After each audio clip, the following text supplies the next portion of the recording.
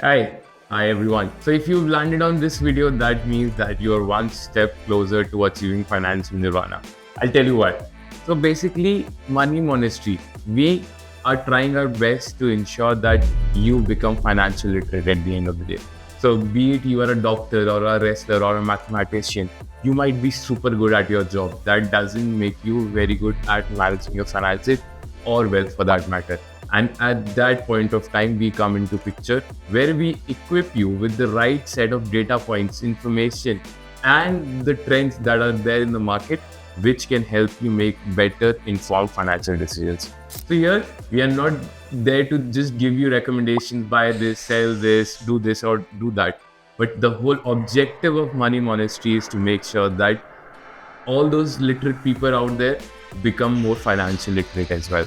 So we will be doing stock analysis. In that, we will be discussing the fundamentals, ratios of the stock in very simplistic terms, so that you get an understanding of what and how the company is looking from an overall standpoint, and you can make a decision if you are interested to invest in that company aligns with your goals or not, and so on and so forth. So that is one part of the puzzle. But on top of that, we will try our best to break down the complex financial jargons and the financial trends, the micro and the macro aspects of the economy into small nuggets that is very digestible for you.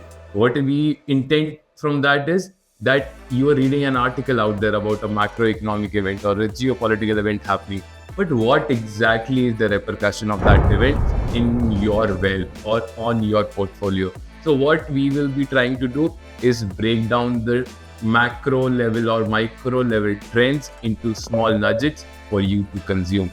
So if you resonate with the objective, hit the like button and subscribe to our channel for more such videos and achieve your financial nirvana sooner than later.